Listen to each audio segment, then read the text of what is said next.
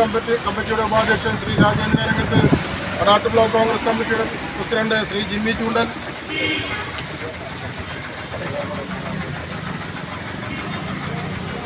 ചൂണ്ടൽ,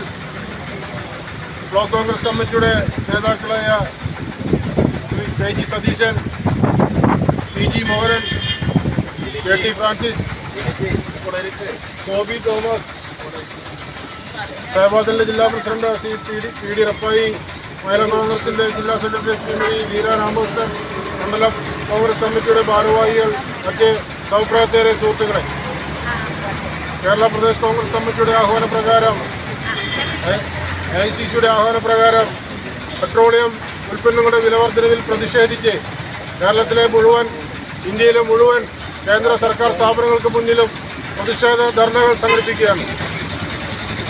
കേന്ദ്രം ഭരിക്കുന്ന നരേന്ദ്രമോദി സർക്കാരിൻ്റെ വികലമായ നയങ്ങളും ജനദ്രോഹ നയങ്ങളിലും പ്രതിഷേധിക്കാൻ ഇന്ത്യൻ നാഷണൽ കോൺഗ്രസ്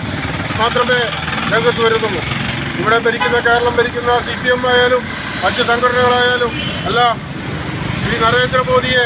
പേടിച്ചുകൊണ്ട്, അവർക്കെതിരെ ശബ്ദിക്കാൻ ഭയന്നുകൊണ്ട്, അവരുടെ നേതാക്കൾ മുഴുവൻ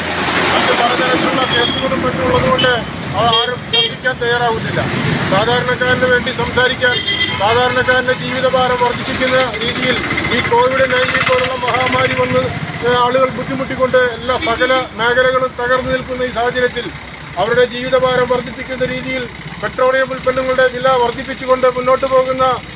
ഈ കേന്ദ്ര സർക്കാരിൻ്റെ നടപടിയിൽ പ്രതിഷേധിക്കാൻ ഇന്ത്യൻ നാഷണൽ കോൺഗ്രസ് നേതൃത്വം നൽകുന്ന മുഴുവൻ സംഘടനകളും രംഗത്ത് വന്നിരിക്കുകയാണ്.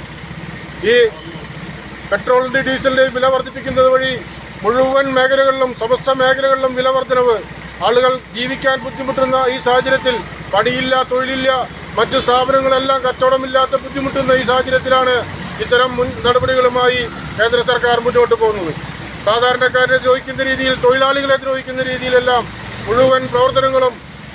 തൊഴിലാളി വിരുദ്ധ നിയമങ്ങൾ ഉണ്ടാക്കിക്കൊണ്ടുകൂടി ഇവിടെ സാധാരണക്കാരെ ബുദ്ധിമുട്ടിക്കുന്ന കോർപ്പറേറ്റുകളെ സഹായിക്കുന്നതിന് വേണ്ടി മാത്രം